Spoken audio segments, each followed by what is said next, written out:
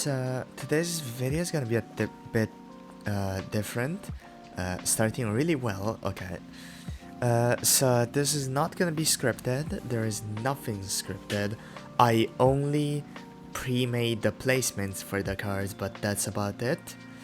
This is gonna be essentially my April Fool special because whilst I would have loved to to have made a funny video instead, all my ideas were like way too unrealistic, especially since I procrastinated for 2 weeks on this, and that's not good. To be fair, I did have stuff to study because I had a lot of tests in these past couple of weeks, but still no excuse to improvise in a video today, essentially.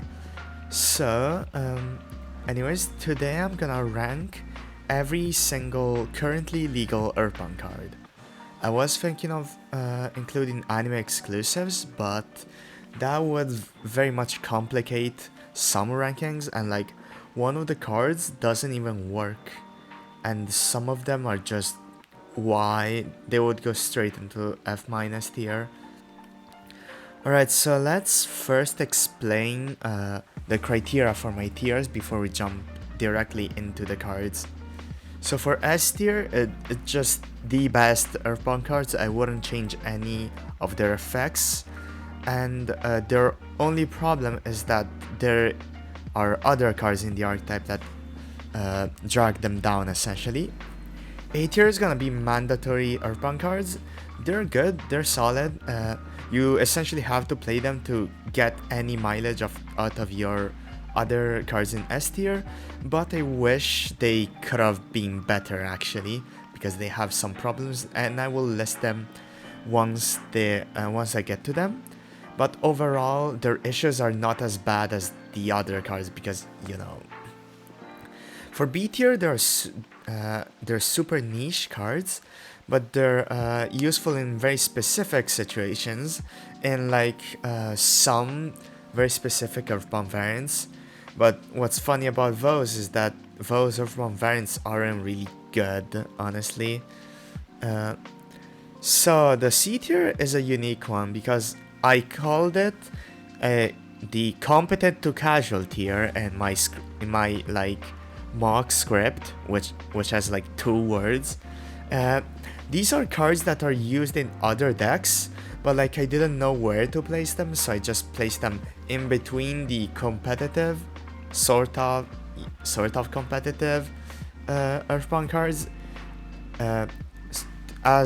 between those and the casual cards, because they're used in some okayish decks and some decks that even have tops, but like they're not good in Earthbound, and the cards below them are just not good. So here is the middle. The C- will contain 2 cards really that are not good enough for C tier, and the one not bad enough for D tier. As for D tier, it's just cards that are staples in a casual environment. They're really fun. They're basically your main win conditions in casual Earthbound variants, and that's about it. E tier is whack. It's more like I didn't know where to put these tier.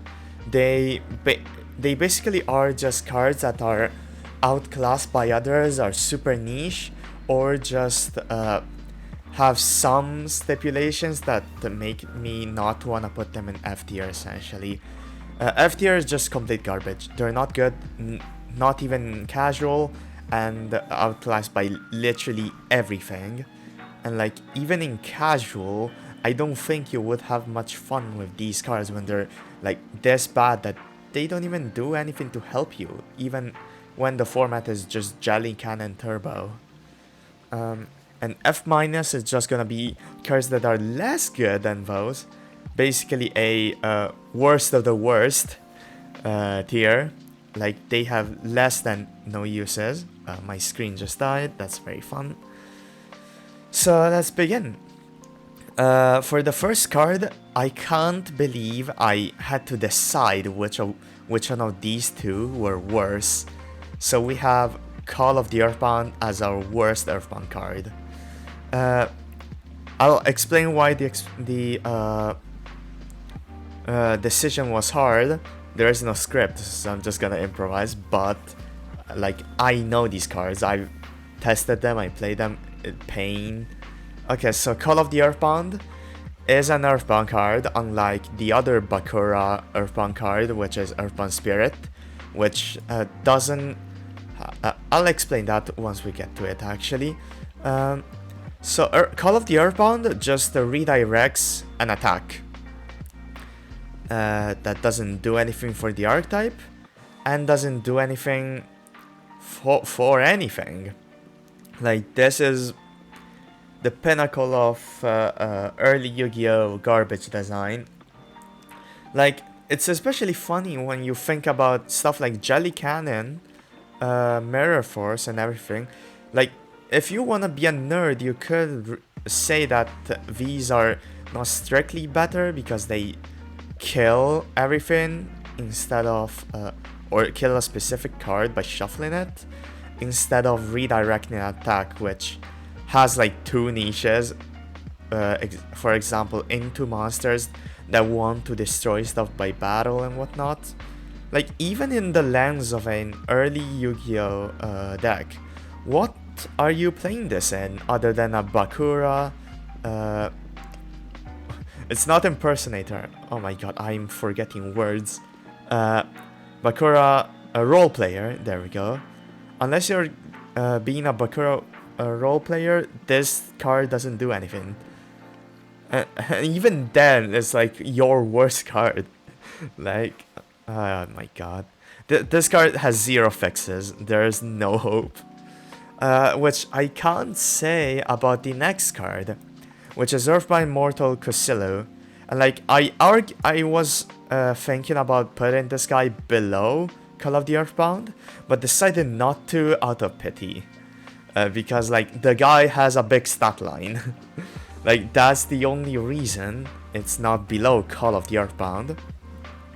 And Kusilo, you need to read the effect for like 12 seconds to realize Konami didn't really think when they decided to give this guy its effects. So all of the Earthbound Immortals have the same shared effects except for Nova. There you can only control one.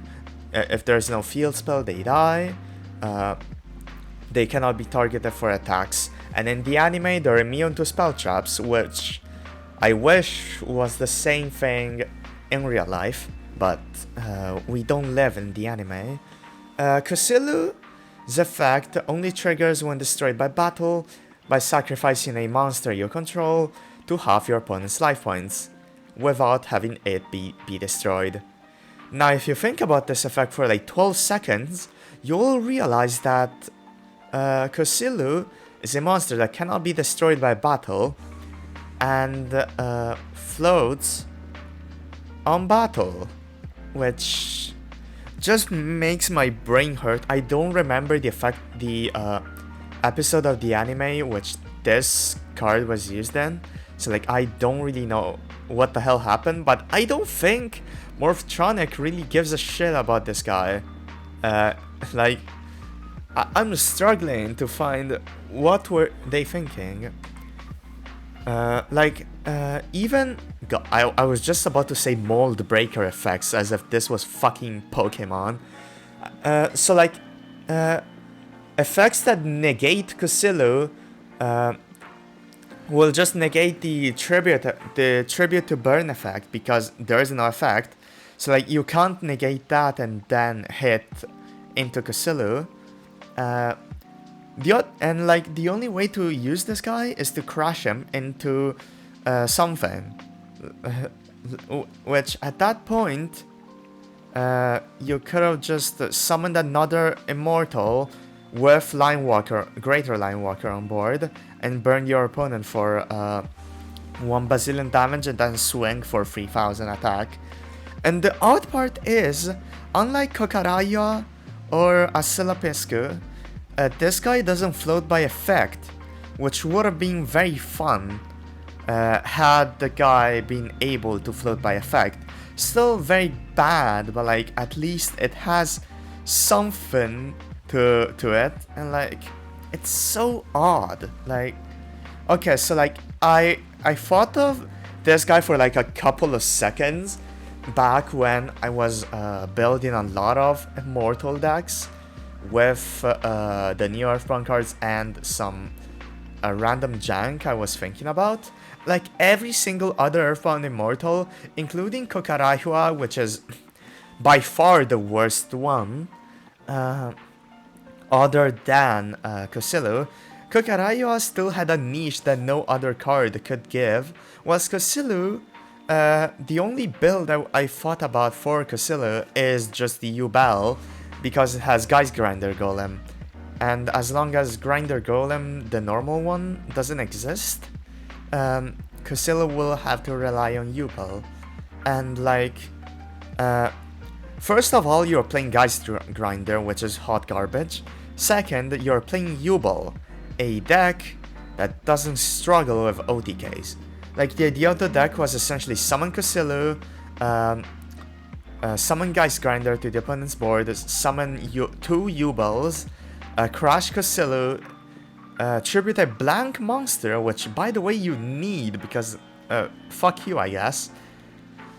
And wait, no, you can actually hit with a Yubel. I just realized now. You can hit with a Yubel, crash Kosilu, Kosilu pop the Yubel that already attacked to half the life points, and then crash the second Yubel. But like the best part, you know what it is? You can just summon another Yubel, which isn't hard to do, or just use Nightmare Pain. And like, holy shit, I'm gonna lose it. This guy is a walking contradiction.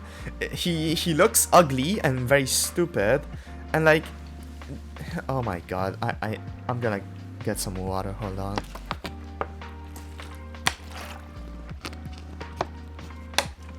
And like the worst part is the guy that used them in the anime was like a nothing character. The other ones had like a reason to be evil and corrupted by the Netherlord, but like this guy is just is a servant of Rex. And okay, I love Rex, sure, but like, why is he a lackey, and why isn't he like a generic dark synchro user like I was about to say Lieutenant Surge. Dude, I'm watching too much Pokemon content. What's it called? Tetsu, Trudge, which was corrupted. The Frozen Fitzgerald guy. Like, why is this guy a Earthbound Immortal wielder? It confuses me so much. Okay, end of rant for this guy, so let's get into Line Walker, which was so close to these two, but like it has ace use. The use in question is not very good, but like it is something. The problem with Line Walker is that he's a wheelchair for your immortals that will die because a field spell is not online. The problem here is that he eats the normal summon, so even in 2011 when this guy was dropped, like you're eating your normal summon, which usually you would use to either summon tribute fodder for the immortals or to summon the immortals themselves, unless you're using revival or I don't know. Actually, there isn't much that can summon immortals. So like you're spending normal summon on this guy because you don't have a field spell or your opponent doesn't have a field spell. And you know what you could do? Just play more field spells. Like, even if you're playing like a shitty brick or whatever, it's still better than this guy. Sure, they die to different things, but like monster removal is far more prevalent than spell trap removal, which is kind of awkward.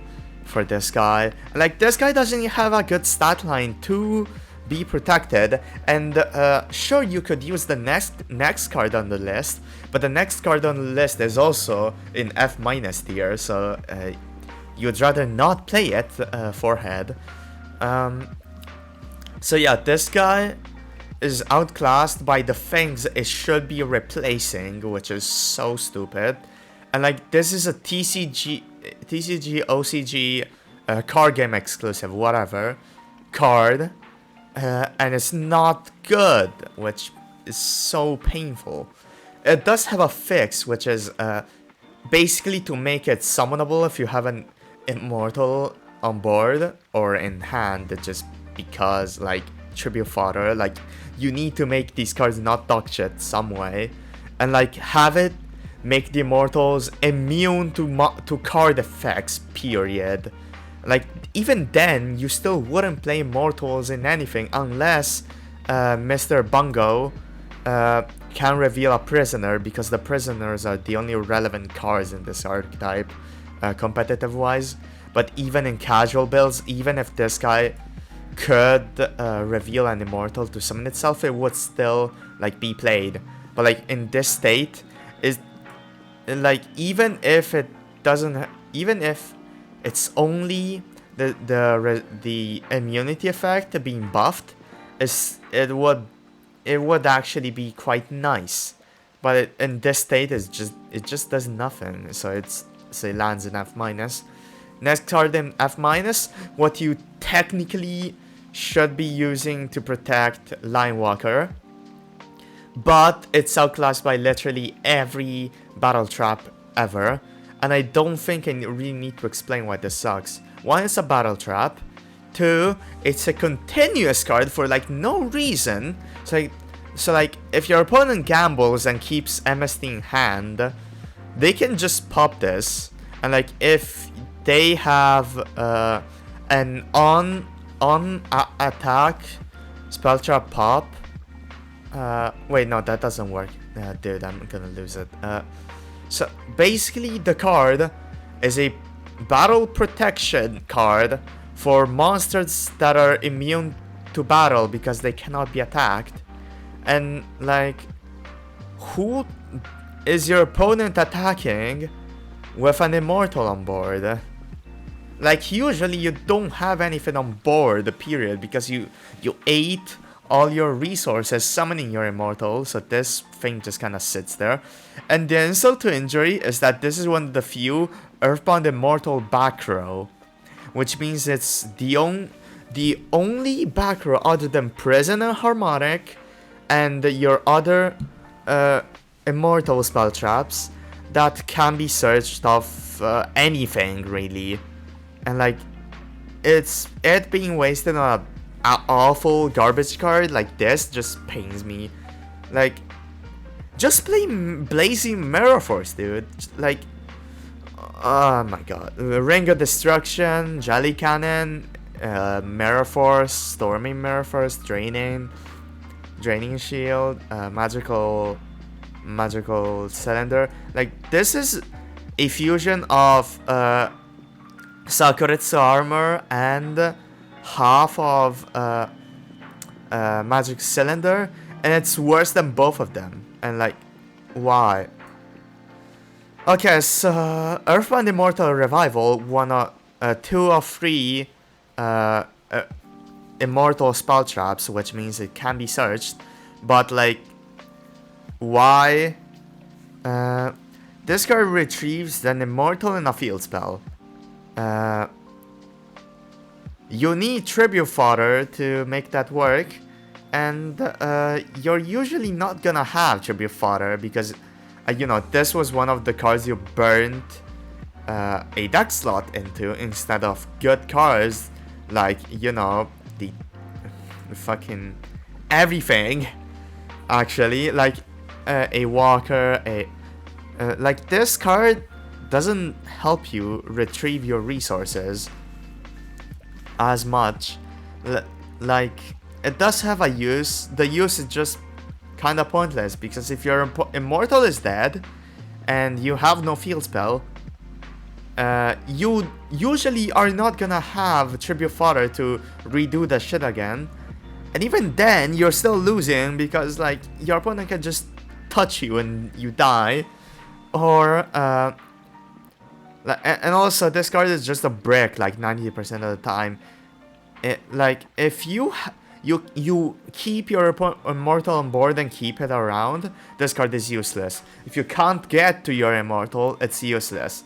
If your immortal dies, it has a use case, but it just kind of sits there and like doesn't do anything without extra stuff. And like at that point, you might as well play more battle traps, more defensive cards like judgments and whatever, even in casual environments like Raigeki Break, Karma Cut, whatever. Instead of this, like you might as well prevent it before just like trying to cope with the loss of your immortals and trying to recover them. Oh my god. Okay. Next, I'm gonna drink before we get to the next card. Hold on.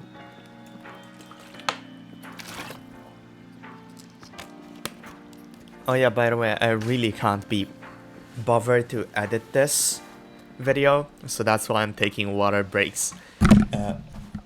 I just punched my mic. Okay, so this is why I'm taking water breaks and like announcing it before it sounds odd. Next card is Earthbound Resonance. This is a manga card. Manga cards are notoriously worse than anime cards somehow. And this is a very basic offender. And the sad thing is, they buffed it in the TCG, but forgot to give it a good effect. Like, this is meant to be used with Sun and Moon Dragon, I get it. So far so good. The problem is, Sun and Moon Dragon are not good, first of all, but even if you wanna play them because they're fun, this card doesn't really help them. Like, sure, you get to summon Sun Dragon NT, but like your opponent just can't like not slap it by battle. And even then, so like essentially the first effect of Resonance won't trigger, and the second effect just run Mirror Force, dude. Like sure it triggers on, I think it triggers an attack. Like, dude, I don't read bad cards, I'm sorry. Hold on, let me check this. Okay, so Earthbound Resonance. No, it's just the bad Sakuraxu armor plus whatever the fuck the burn effect is supposed to be. Thanks, Rex, from the manga. Very useful card. Actually, this card should... Nah, these are far worse. Never mind. I was thinking of, what? Earthbound Immortal Revival when thinking of this? Nah, Earthbound Immortal Revival is just far better. So yeah, this card doesn't do anything to advance your... this deck's game plan, or the cards that was supposed to be played with. It's just a mess, but like at least it does something.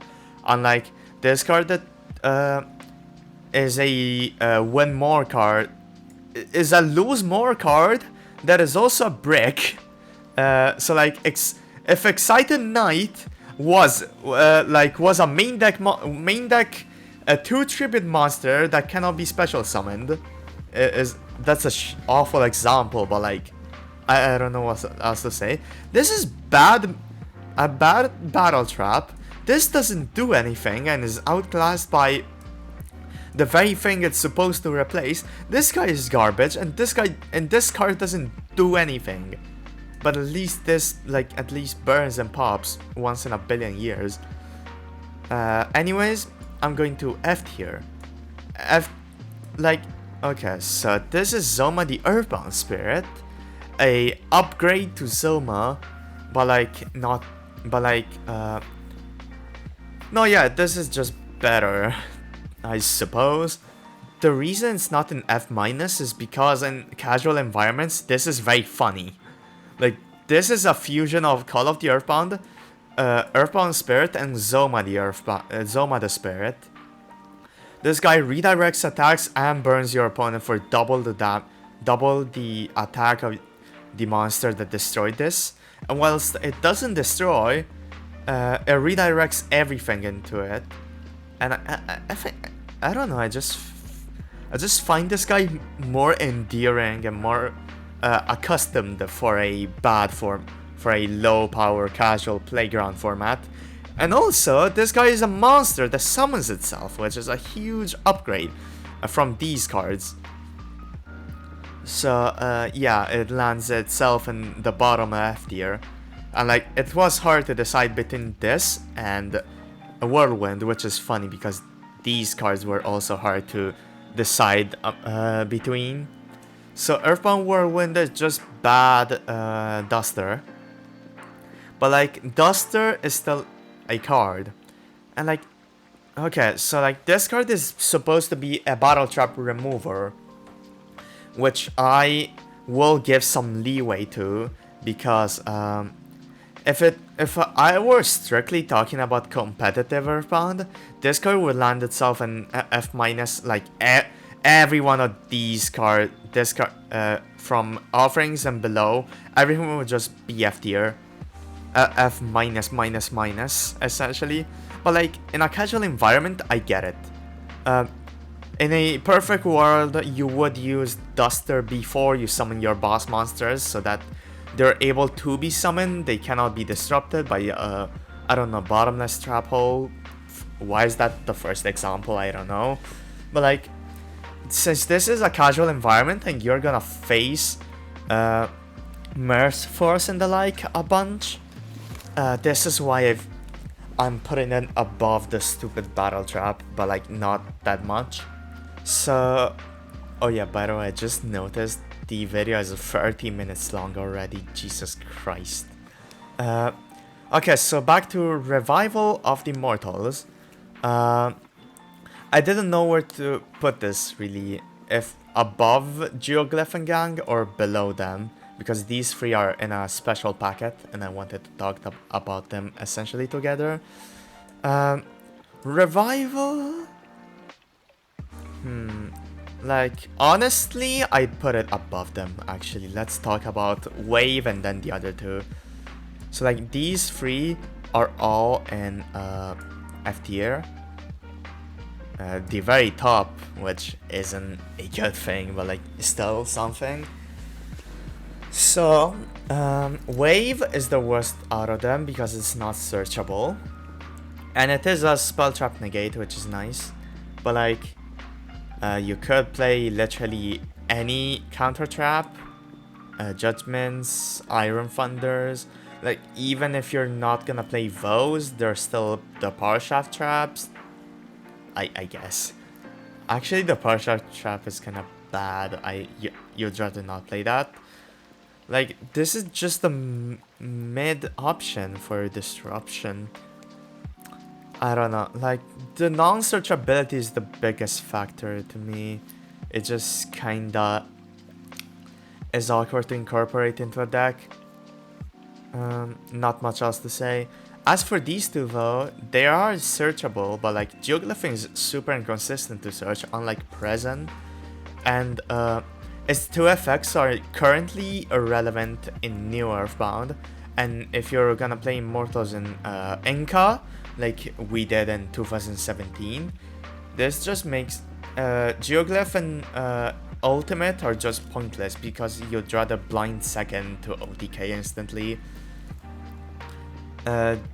So just very odd. Like, sure, these two are used in Duel Links, but they facilitate the most boring. If I go first, I set up a one singular pop, which is bad by Duel Link standards. And if I go second, I OTK instantly. I'll talk about this more in the Wiracocha Raska segment. Like, these cards are just kinda there. they suck in Earthbound. You'd rather use Earthbound Prison, which is far more consistently searchable, is far stronger going second, has a floating effect instead of a floating effect that punishes your opponent super hard instead of a protection effect that is just kind of whatever. And like, yeah. Ultimate, I don't, honestly, is, it's such an odd card. Like, it's so garbage. It only pops face-up cards, but like, it being searchable and the other options below it not being good is a big factor in why it is in the top of F tier. So next is Earthbound Immortal Revival, Revise an Immortal. More useful than Revival of the Earthbound Immortals because you get the guy on board and you can use it on your opponent's turn so that it can attack on your next turn. Actually, no, yeah, it is how it works. My memory still works. Okay. Not much else to say. You'd rather not play this and play a preventive measure like Solemn Judgments, Strikes. Now that I think about it, like, the casual community is probably gonna kill me for saying, oh yeah, just play Solemn Judgment. Fine, just play Raigeki Break, play Bunglow the Scrunglow, I don't care. Like, I am talking about my own experience of casual matches and fun stuff I do with friends and whatever. So I'm just gonna state my opinion on those. Earthbound Spirit is technically not an Earthbound because, like, in the OCG, what defines an Earthbound card of this archetype is the kanji for Jibaku, which translates to Earthbound, was this guy is Asubando, which is translated the same, but is different kanji, meaning that gameplay-wise, you cannot summon this off Keeper, you cannot use it as material for Gremlina or Kraken when using Primite cards. Like, dude, if this was summonable off Primites and had the Earthbound name, it would be so good for the deck, but like, you know, 1999, John Bafunglo, the designer at Konami, decided fuck you and decided to make one of Bakura's cards an Jibaku card and the other an Asubando card. Why did I become British for like 5 seconds now? Okay, so like, why is this guy not an Earthbound? Like, they could have errated it to be an Earthbound actually, because okay, usually it's the other way around where they say, oh yeah, this guy's not treated as an Earthbound, but like, they could have just changed it in the Japanese, since like, oh my god, like, Call of the Earthbound is an Earthbound card. It's not searchable because the archetype just kind of sucks and doesn't have a way to search it. More on that when I talk about Prisoner Linewalker. But like, why not this guy? Oh my god, it hurts me so much. Like, the reason, like, this is the sole reason I didn't want to put him in F tier, because he's a normal monster, summonable of Primites. Once in a billion years, there's probably gonna be a deck that requires a level 4 Earth or Fiend, Earth and or Fiend vanilla that just has a fat booty. Oh my god. I don't think there's many Earth Fiends, especially vanillas, especially level 4s. Like, this guy is an okay candidate. The problem is just that it's a 500 attack monster. So like, I'm gonna put him in bottom of E tier, which is the awkward zone, I'd say. Now, offerings to the Immortals. Why is this card in E tier? It doesn't have any modern uses. It might as well be essentially F tier, because its a requirement to be activated is super awkward. Like, you need to be 3000 or below, and it summons to, and it has to be a direct attack, and it summons 2 tokens and doesn't even add a field spell to hand. So like, the Immortal there is just kinda awkward. And the reason for this, which is very odd, is for legacy formats. Yes, I am not joking. I play this card in legacy formats with Dragunity and what's it called? And Gravekeepers in Tengu Plant format, and it's been a blast. This card is so fucking funny. Like, whilst it's not good, and like, I just can't help but love it and not wanna put it in F tier because it does have a use case in casual Earthbound, even if it's like 2011 to 2012 actually, right? Yeah, 2012 format by hindering another deck. Like, it's very cute. I can't help but love this card, and like, it has won me some matches, which sounds ridiculous, but like, this card summoning Kokapakapu and protect me from battle is the funniest thing. So I have to put it in E tier. Next is Red Nova. I will soon be making a full video on why this card is dysfunctional and like doesn't work well as either an Earthbound support card or a Red Dragon Archfiend support card. Let's get the elephant in the room out of the way immediately and say that this guy sucks in RDA. RDA has like 17 nukes, it makes one of them once in a blue moon, and like, this guy is so win more, it's ridiculous. Like, you're wasting a slot on this guy, which is a brick, you're wasting a slot on Kraken in Red Dragon Archfiend, which is gonna be summoned on your opponent's turn, sure, but like, you need to keep a Red Dragon Archfiend for what? An extra nuke? Okay? Like, buddy, you're still dying to Regeki, I don't care. And like, tributing a Red Dragon Archfiend doesn't sound as bad of a cost, but like, the problem is this guy is super inconsistent. Like, you need to draw one of your free copies of Gaia, which by the way, that's also a brick, plus Red Nova. Like, sure, it is very flashy, but it's also super inconsistent, and I've done the math, trust me. You need an Earthbound prisoner, plus one of your extenders, and Red Nova, because like, Gremlina add Vision into Gaia, grab Red Nova, still necessitates an Immortal in hand or an RDA on board. Like, if you got to Gremlina, sure, you can make Kraken, that's very cool, but like, you're making Red Dragon Archfiend Scarred. Fucking Italian accent coming out of nowhere. Scarred Red Dragon Archfiend, you're summoning the other dude for a Synchro material, but like, you're giving up Griffin in level 7, in level 7 extender lines.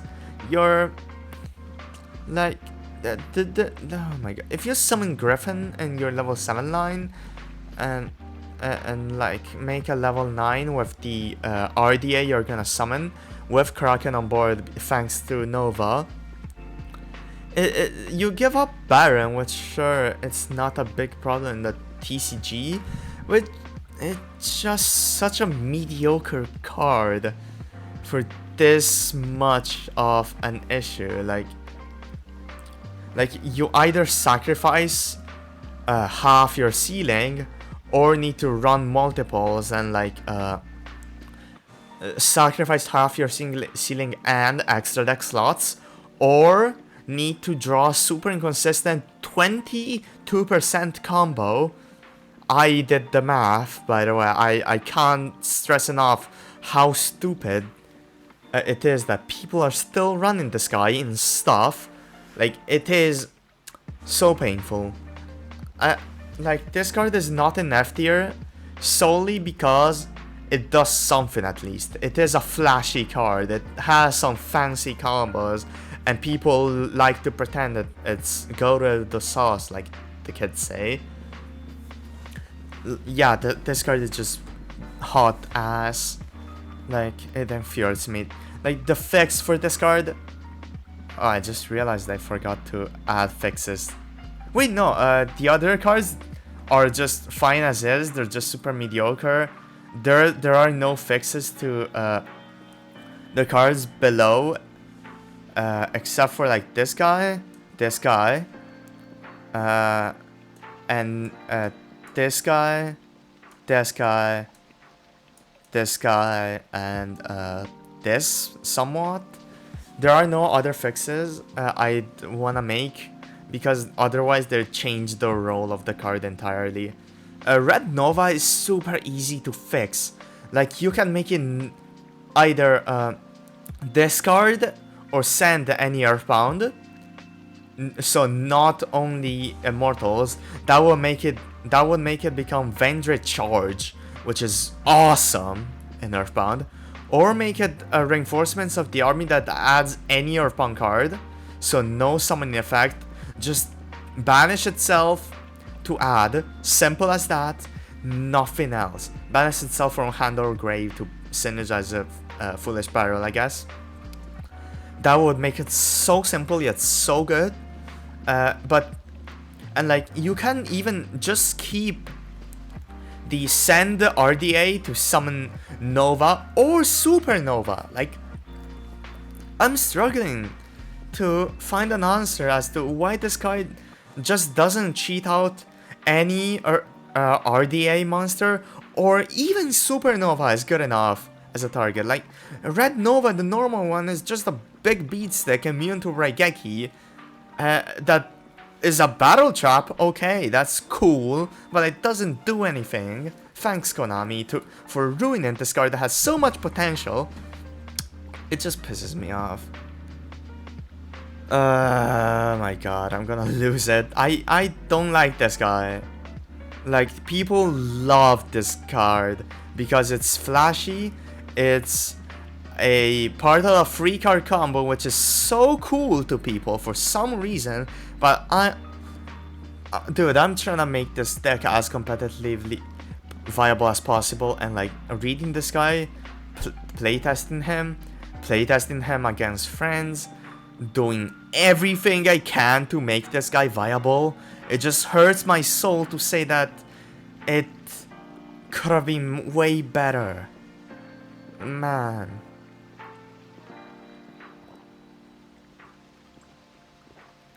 Okay, D tier is the casual stable tier.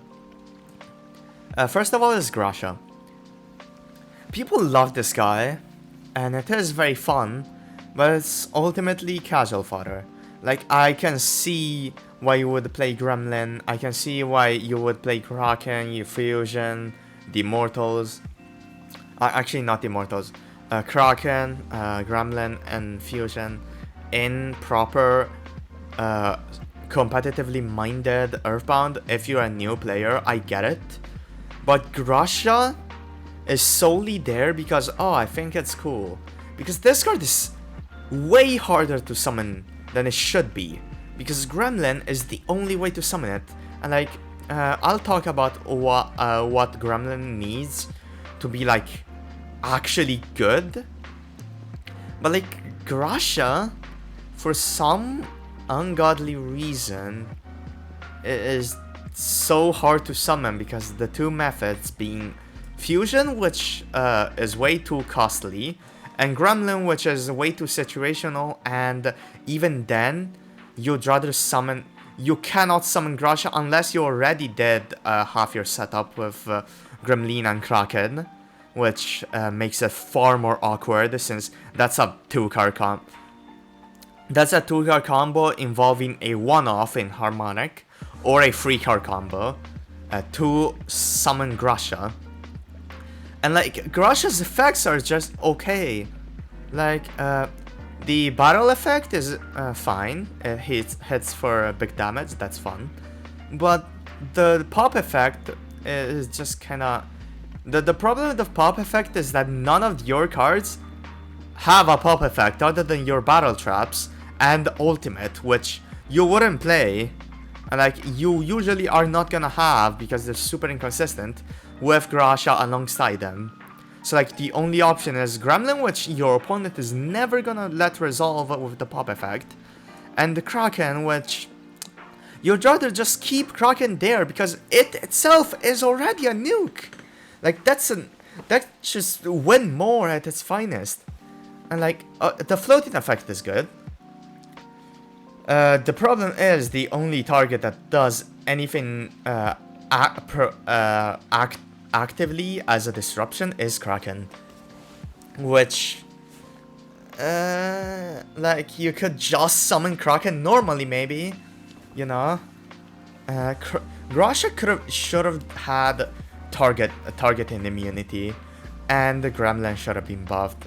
That way, it has a niche, and like I get it.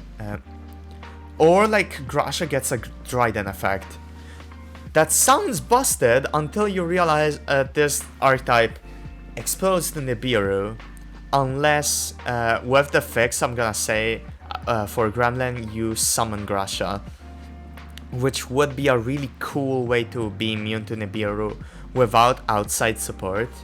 But as it stands, Grasha is just a fun casual card that's just very mediocre even in casual environment and completely unplayable in anything else.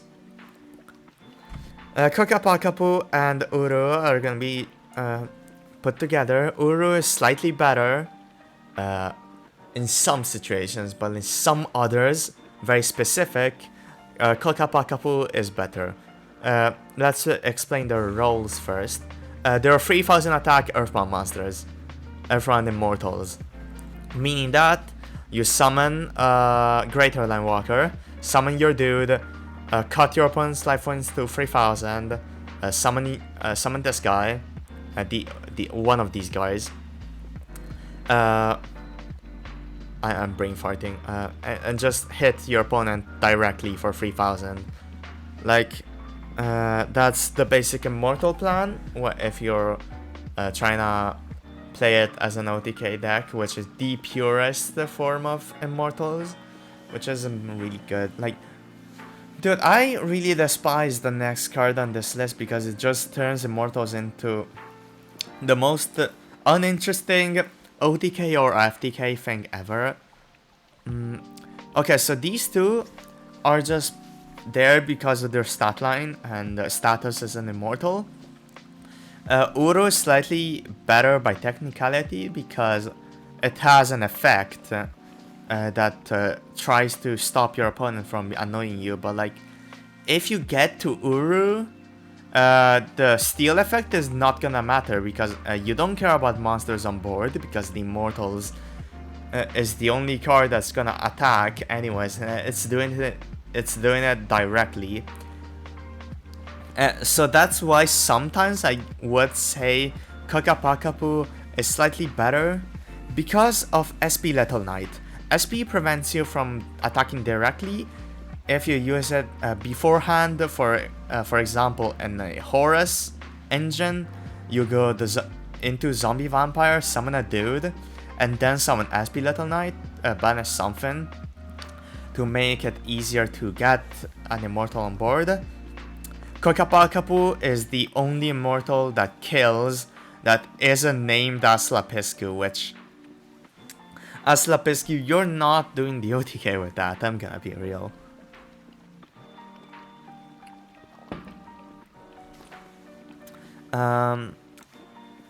So like, yeah, that's why Kokapakapu is slightly better, because if your opponent controls an attack position monster and you already used SP Little Knight during your turn, it can basically OTK easier and doesn't have any problems. Line Walker, Greater Line Walker, Sublime, Supreme Lord of the Kill, and boring gameplay Walker. This card, I hate it. I despise it. It's so dumb. It turned the unplayable boss monsters into a coherent archetype that has the most uninteresting playstyle ever. Either OTK or FTK. Like, If it didn't FDK, I would think it would just be kind of boring and like, but it is still tolerable. I wouldn't really care much for it. I would still play it in, you know, my immortal decks and whatnot. But like the fact that it enables 2 FDK is just so stupid, and it has no reason for existing. So yeah, a staple of casual Earthbound, because it's like, you know, the focus of casual immortal decks are really just to get an immortal on board, and this guy not only acts as a tribute fodder if you just gentlemen's out of burning your opponent for 3,000 for 5,000 into 3,000 before the match because your friends wanna play the game, or just a OTK enabler. And like, man, this guy being an FTK enabler makes me lose my glorp, shit. There isn't much else to say. I wanna move on.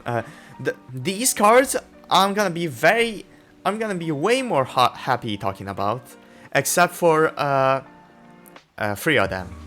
Yes. Okay. Actually, 4 of them. Okay. So the first one is Chakachalwa, in C minus.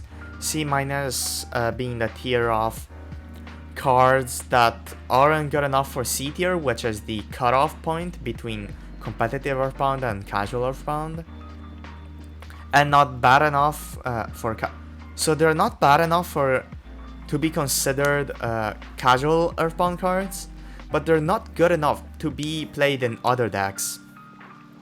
Like, the cutoff point just means that they are cards used in other decks and are unplayable in Earthbound essentially, except for like one of them, but I'll get to it. Charco Chalhua has 2 playstyles. Either being slapped into an Eldritch Earthbound deck and to be used as a stall card, preventing your opponent from attacking in a zombie world variant of Earthbound Eldritch. It is very fun to see your opponent get burnt, and it is a level 10, meaning you can use it plus Lich to some, or Baron, I suppose, into Gustav Max to burn for 3,000 to 3,000. I'm brain farting. 3,200. There we go. Dude, my voice is exploding. Okay. So like, yeah, this card either is used in Lich or an FTK, because FTKs. This is used specifically in Darkstrike Fighter FTKs. I've not seen many of those using Charco Chalhua, because Asilapiscu is just far more consistent and is less convoluted. But this, I saw a list playing Zephyros, trying to use Oracle, which after a Synchro summon you can use a Chainlink 2 to a Chainlink 1 of Hyper Librarian or Charge Warrior, or like any Synchro monster that draws a card, to stack Greater Line Walker, summon Greater Line Walker since you have infinite Synchros. Then you can use AFD to grab Earthbound Prison, use it. Okay, so use Greater Line Walker, add a Charco Chalhua. If you don't have AFD and instead just have a normal summon available, it's more than fine actually, because like, you'd rather use the Synchro materials for Darkstrike Fighter. You're gonna tribute summon Charco Chalhua, burn for 3,000, the Charco Chalhua burn for 1,200. Then summon Darkstrike Fighter, pop Charco Chalhua, and burn for 2,000, resulting in an FTK, which I consider to be slightly less shit than most Pisco FTKs, because most Pisco FTKs are hard to go first. go gadget FTK. But like this deck is actually using Zephyr Synchro without many links and whatnot. This was masterduel, by the way, meaning you had Electromite available. But like this deck is still using Zephyrs, which isn't the worst strategy ever. It's still a combo deck that still has some resilience and whatnot. So like, it's alright, I guess. Okay, so now we have Kakaraiwa, which unlike Chakochalhua, which is too good for casual Earthbound, this one is too bad to hang out with the used in other decks club. And Kakaraiwa is very funny in some either Dino, Fire King, or Nephthys builds. And the funny thing is, this card can be popped by anything and its floating effect will trigger, which is why it can be used with those 3 decks. And that's the extent of it. It's not very good. It's a Darkle plus Heavy Storm together, but it's less versatile than either and only triggers under specific circumstances. And the funny thing is, Fire King will mainly use Island to pop stuff like this, but like the problem with Island is also that if you're searching either Ponix or Super Garunix, it won't trigger because Kakaraiwa is a Dark Monster and not a Fire. So like, you can see why I put it below the rest, because it's not good enough for other decks. It's not playable in casual Earthbound, but it does have the funny niche. And with all these criteria combined, I just decided to put it in C-. Not much else to say. Let's get into the big hummingbird. This asshole. Well, this fucker makes FTKs. It even has an FTK in Azamina Earthbound. I'll link the combo sheet in the description. I think I actually forgot to write 2 of these those combos with Azamina doing the Asilapisco FTK. But like, no one really cares, do they? Like, the best variant by far is still Azamina Earthbound, which I have a video about in my channel. One of my few new sort of high quality videos. So like, Asilapisco can be played in a competent variant, but 90% of the time it's just gonna be YouTube combos. One of them being Tomahawk FTKs, the other being Keeper plus a level 4. Any level 4, sure, but like, there are no level 4 engines that you'd want to play in Earthbound that are like good and help you going second, which means the only option with Asilapisco FTK is Azamina Earthbound. And honestly, in that variant, you'd rather just like play something more versatile. It's just kind of very whack. Dude, I have nothing but hatred for this card because it taints so much of the reputation of this forgotten archetype. Like, this is the face of the archetype. This stupid bungus is the face of the archetype next to Wirakucharaska, and one of them is a hand drip asshole, and the other is an FTK asshole. Like, sure, you can play Asilapisco in Fluanderies to act as a funny nuke, but like, it's worse Ryza. So like, this guy is just the face of the archetype and is an FTK enabler, and it pisses me off so much. And it is at the it is at the bottom of C tier because of the way I ordered the tier. So it's going from saw the most amount of competitive play to the least amount of competitive play. And the next one is 100 Eyes Dragon, which is bad in Earthbound. Like, really bad. You have 0 targets for it, and it makes me so mad. Oh my god, when people are trying to use this guy. It's just a mess. in Earthbound. Like, there are not many themed engines you'd wanna run. One of them being Dark World, which Dark World Danger would rather use better extra deck options, and the Garbage Lord, which you'd rather use more flexible extra deck options. Like, none of the targets you can copy do anything. Like, Griffin doesn't work because of the once per turn clause, if I remember correctly. And even then, why are you making a second Griffin? Why are you making this guy instead of Access Stardust for a level 9? Like, sure, you get to make a level 11, but like, it's not worth the non-flexibility. But in Infernity, this is one of the greatest cards of all time.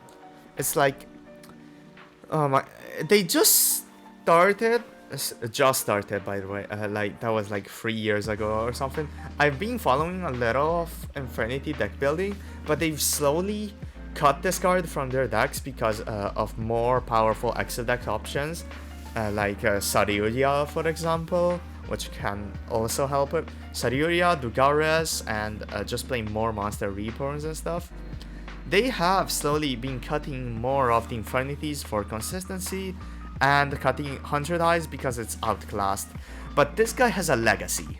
Like, Infernity wouldn't be here as an archetype known for being the first bullshit combo 17 negates deck in an era dominated by set free summon a dude pass with some flashy combos in following turns, and Infernity was just the antithesis to the entire thing and changed the format entirely.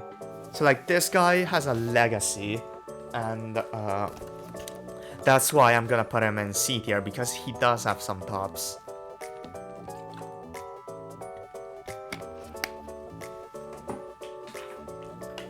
Okay, Wirakucharaska. The second most successful card in C tier. And it's just using Fluanderies. Like, hand dripping with this guy is garbage. And literally anything but Fluanderies is garbage. This is kinda extremely super mega Winmore. Like, you can cut one of your 2 Raizas you'd play in Fluanderies to play this guy. But like, Ryza is so versatile, you'd rather play 2 copies of that rather than this guy. And like, sure, the FTK, sorry, not the FTK, the hand drip is very fun, but like, you're eating resources. You can chain quick plays to try and loosen up the pain, but like, this guy is way more dead than Ryza would be, and is just so win more. It is a very funny small world bridge, but that's about it. It's not good. Although it does have like a couple of placements, I think.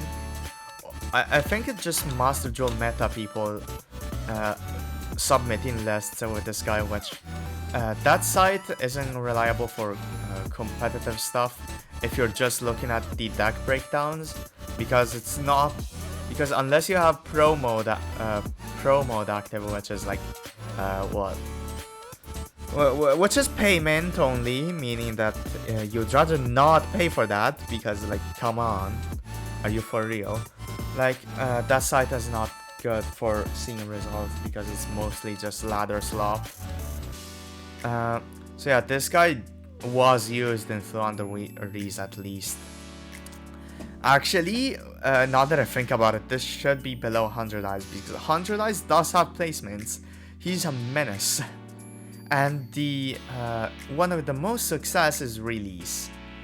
A card I fully am disgusted by, because people can't stop saying, oh, this is an Earthbound deck, it plays the Earthbound Release. Oh my god, how cool. No, stop. Like, Nightmare Archfiend into Rollback or Junk Collector for Release has given me permanent brain damage. Like, I just can't state how much I hate this card, because people can't stop saying, oh my god, that's an Earthbound runic deck. No, dear. That's the runic release FDK, darling. I'm going to send you into the sun. This card is hot garbage in Earthbound. Like, even worse than Asalapiscu. And, like, it has the most placements. Which is embarrassing to say. Like, this card, part of the archetype that doesn't touch the others, is the one of the most placements and the most successful one. Alright, so let's get into B tier, which was the has some sauce once in a billion years and falls off very badly. This first is Earthbound Fusion. I love the art of this card, but like it's just so mediocre and not what the deck needs. Like, this is a free card combo enabler. That's all I need to say for you to understand. It's bad. Like, you need an Earthbound plus a Dark Monster, which usually is gonna be an extender you're gonna be using anyways, which makes Earthbound Fusion kind of obsolete. And you cannot use it during non-main phase turns, which unless there's a field spell on board, which is kind of pointless. It does have a revive effect. It has so much potential for a card, but if this were Shadow Fusion, it would be great. It would be straight up S tier, but like now as it is, it's just kind of whatever. Even if it wasn't a Shadow Fusion, unless it sends materials from extra deck to graveyard, I still wouldn't really care for it. The reason I'm saying that is just because of Gracia. I really want Gracia to be good going second. Like, it's so cool, it's so fun, but it's not good, and Earthbound Fusion could have gotten another buff other than the revive, but it didn't, so it's kind of meh. It is used in tournaments and reasoning Earthbound Runic. In tournaments, it's not as good in Masterduel anymore because they banned Perlereno, and that's the only Chibi Karma target field spell you'd wanna run. And you'd rather play in Millennium, which Millennium tournaments, which is in my opinion the better tournaments variant, but like not by much because both of them are kind of below average. But it has a use there. It has a use in Danger Earthbound as a discard fodder. But like, you still do have the option to fusion summon, I guess. And getting to a chicken game isn't really a problem since you're gonna be playing that anyways at free copies. One, if it's TCG, Dragon Ravine is a staple in that variant. And the last one and the most important one is Reasoning Runic. It's discard fodder that gives you follow-up. Like, the only card other than Black Garden and Garden Rose Maiden that gives you follow-up for your tuner engine in Earthbound Runic.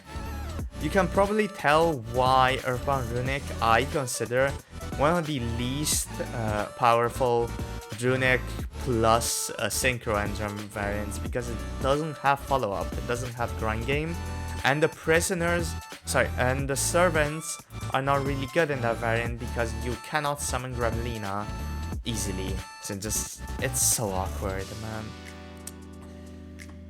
man. Next is Gremlin, and like, honestly, Gremlin is above Kraken. Let's first talk about Kraken. Kraken is an odd one. Like, this is such a YouTube card. Like, people would go insane about this card in a, oh my god, this archetype is broken! It has a field spell searcher with a nuke attached! And like, okay dude, this card is just fine. It's not played in many Earthbound variants because it's less versatile than Gremlin. Like, as I always say, the main goal is to play through disruptions.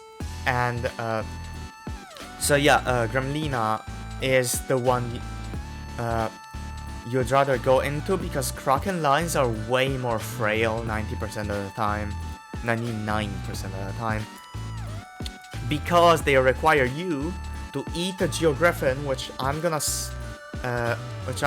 talk about later. Like, you need to eat Griffin, which is your entire follow-up, to get extra ceiling. And like, Field Spell Floodgates are not good because they're bricks going second. They are bricks going first if you don't get to. If you don't have Earthbound Combat, they're just kind of dead there. And board breakers. That's just it. Like, okay, you got Necro Valley up. Anyways, Node effect to go. And like, Kraken has some sauce. I'll have to admit it. It does enable some silly combos. It can start Chicken Game or Dragon Ravine, which are more acceptable targets than Floodgate field spells. It is a nuke, which is great.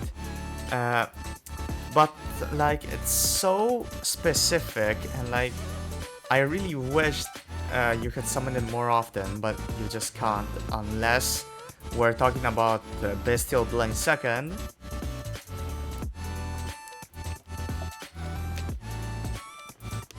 Which is the variant of the next card, Fryzen.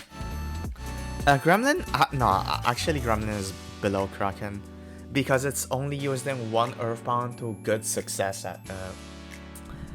Gremlin is cracked going second into a simplified game state, which usually is very hard to do if you're playing a normal Earthbound deck, because there are so many disruptions to try and eat, and like, you really can't try to save your tuners to go to shits, and still like it just hold on, let me redo that sentence. Okay, so like, Gremlin is awkward to get into, because even with a secondary engine that helps play for disruptions and hand traps of your own and board breakers of your own, Gremlin still just dies to one disruption and it's over. Like, they hit your keeper, they pop your Gremlin, and it's over. But Gremlin is great in blind second bestial spam, because that deck is so good at making simplified game states, because you play 25 hand traps. Like, you're gonna have 3 to 4 hand traps per game, and that's as simplified of a game state as you can get. So like, Gremlin is good in that regard, but like, it's only good in one variant, and you know, that's kind of awkward. So I'm just gonna put him in the middle B tier. A tier is just staple cards. They're great, you have to run them because that's like the entirety of the deck, and their only problem is that their effects could be better. SP Kino could be better. I already said the buff I would suggest for Fusion. For Gremlin, I'd say just make its effect usable in main phase so that it has a use going first. And like, if you do that, you need to change Kraken to like, I don't know, instead of on summon add any field spell, on summon, not on summon, a quick effect, activate Earthbound Prison from the deck. Or like, change Earthbound Prison to be a quick effect negate instead of an on activation negate. Either one works, but like, that makes Kraken not broken, or like, oh, this card is broken because it adds a field spell. Shut up. It makes Gremlin like an actual good card to somewhat end on.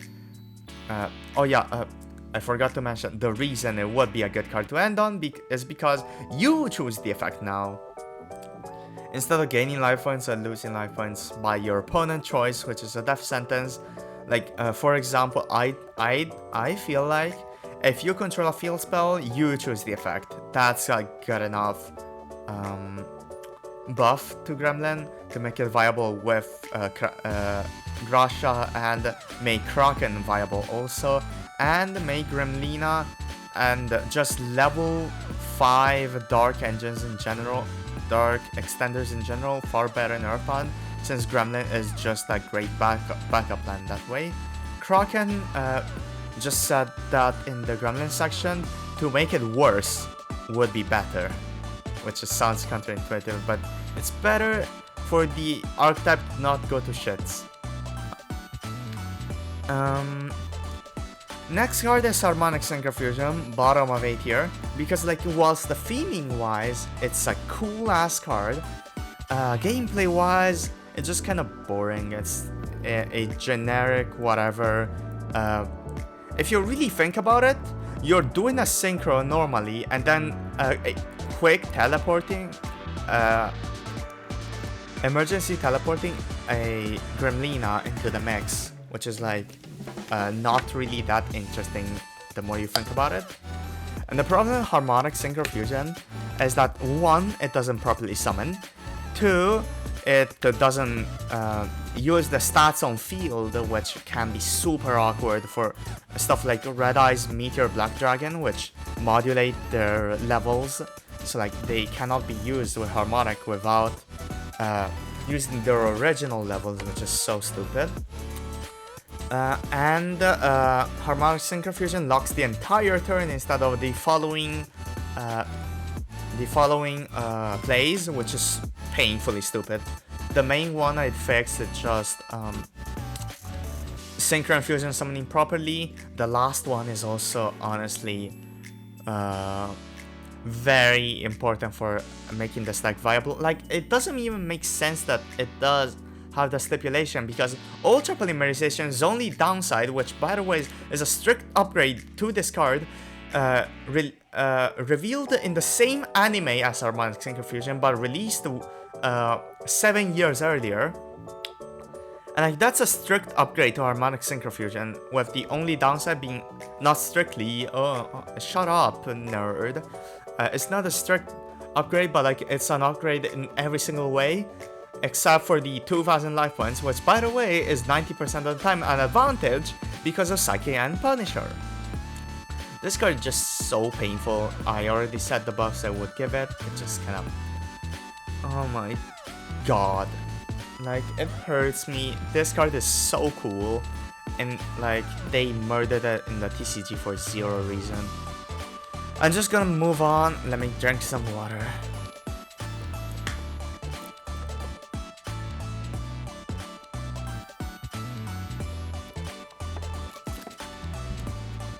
Alright, so Prisoner Linewalker is, well, it is mediocre. It's your mandatory tuner brick, and like, the sad thing is it only works with an extender, unlike your other 2 guys above it, other 2 main deck guys above it, and like the only needed buff to this card is to let it add any Earthbound card. Like, straight up. It would be so much better. You could play every single one of your main deck guys at 3. But like, in this case, you'd rather play 2 because of math. Like, you don't wanna run 3 because of breaking and shit. And you need to run 2 because of Bestials, having it in hand, which means a Keeper can't summon it, and what's it called? Oh yeah, just math. Really, you need 9 tuners, including 1 for 1 in the stack, because otherwise you're gonna break very hard. Oh yeah, just adding any Earthbound card would be great, but also the graveyard effect not targeting or negating the re-summon target's effects would be great, because that way it can bypass, in the former's case, it can, wait, what did I say again? Christ, man, I'm rotting so bad. Dude, I said, either negate its effects, or negate its effects, or come on, Area, you can do this. Negate its effects, or whatever. Just negating its effects would be great since it allows Kraken to be a nuke on your turn without the problem of your opponent's card being unaffected. Oh yeah, the other thing I was suggesting was for it to be non-targeting, so that it bypasses targeting protections. Either one works to make it better, whatever you need to do to make Kraken good. Sweeper. It's Rota, it's an extender, but somehow is shit at both roles. It's bad as a starter because Gremlina isn't able to search Sweeper to add Vision Resonator, which is a huge part of your combos. So like drawing Sweeper really sucks, and like that's one of the main reasons I really wanted Red Nova to be a Rota, is just because Sweeper is needed somewhere else, but like that's not a thing Konami is gonna pretend they care for. So for instead of that being changed, I'd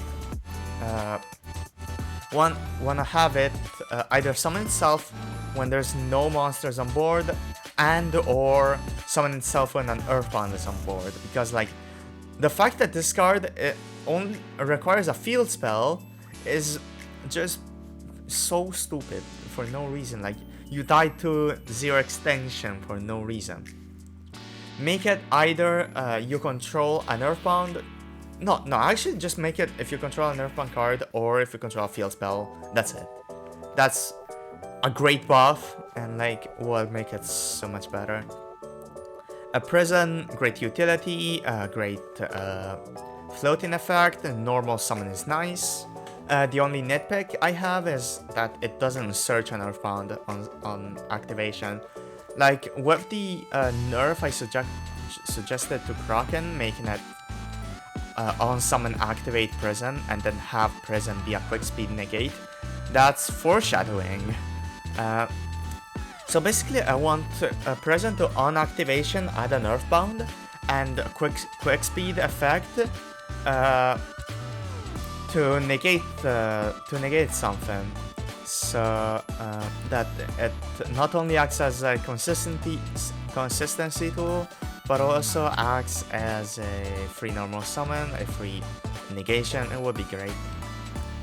Yes, that is like 2 buffs, but like you know, who cares? I just want these cards to be like good. Oh my god. Okay, technically Groundkeeper was a vanilla in the anime and they gave it 2 effects. Look, it's fine. Gremlina is so good. It's your main playmaker. Oh yeah, by the way, the S tier was the best cards in the archetype and they're dragged down by the others. That's it. The problem with Gremlina is just Sweeper not being able to search Vision if you use the Sweeper as your as your searcher for Keeper, which is annoying because like otherwise Gremlina would be so much better. Like the only reason she's at the bottom of the podium is because she can't be used when like you get disrupted. Like in Earthbound variants that are min-maxing to be as resilient as possible, you're not gonna be playing much in the way of Red Nova and Earthbound Fusion or Gremlin, which then again Gremlin doesn't help against hand traps anyways. You're not gonna use those, so like Gremlina isn't accessible if your tuner gets negated, but like that's the closest I've gotten to a nitpick with a card in the podium. Like Keeper and Gremlina could honestly be interchangeable. Gremlina not only is a ceiling raiser thanks to Vision Resonator, but it's also a great level and can be used in tournaments or decks that use a fusion package like Danger danger of a small Dark World engine, and just casual Earthbound playing either Patchwork or a small tournaments engine and whatnot. It's just really great. Next is Groundkeeper. Best normal summon in the deck, best main deck card in the deck, and best monster. No, best main deck monster in the deck. Groundkeeper is just a great normal summon, and in any other deck, it would be considered the greatest card in the deck, and so it's here. Like, the funny thing is, in this deck, it's just like a solid card and not like the greatest thing ever to grace mankind.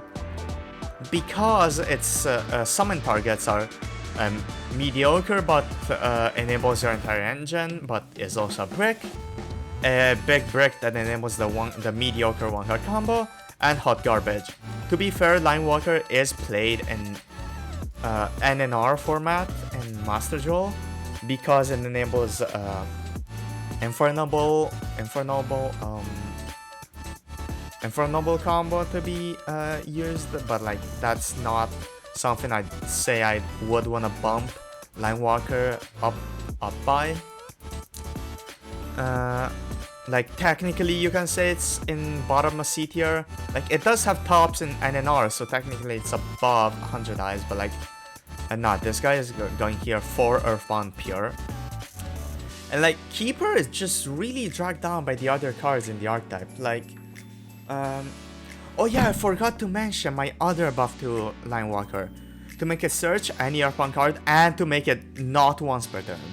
Now that may seem broken, but look at the search targets. You have 1, 2, 3, 4, and that's it targets. And one of them is kind of awkward, but like it acts like how Memento Infusion is used as a disruption.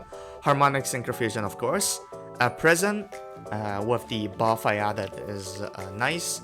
A Sweeper is extension. Like, I honestly think it would be kind of fun to give it a non once per turn because of the 2 revive options you have in Fusion and Griffin, and also being summoned off Keeper and being a 1-card combo itself. I honestly think that would be very fun, especially since the deck as a standalone pure is just hot garbage.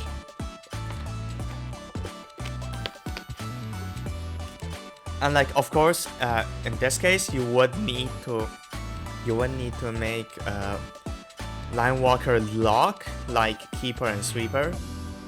But like, honestly, I think that would be very fun. Anyways, back to Keeper. The protection effect is so great. I wish we had the buff I just mentioned for Walker. And its summoning from deck is awesome. Summoning from grave is great.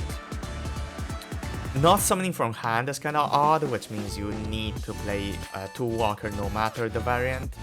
Except in tournaments, but that's more so because you'd rather play more enablers for that. Overall, Keeper is like the best card in the main deck. It's so versatile, so great. It plays around.